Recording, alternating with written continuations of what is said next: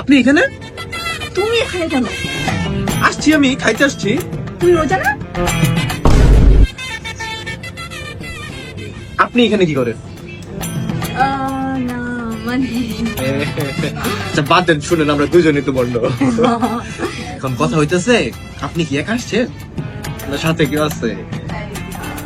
না। আন্টি জানে বাসা? বইলা দিব কি যে এই, তুমি কার সাথে আসছো? আমি? হ্যাঁ, তুমি আসছো? আচ্ছা বাদ দেন।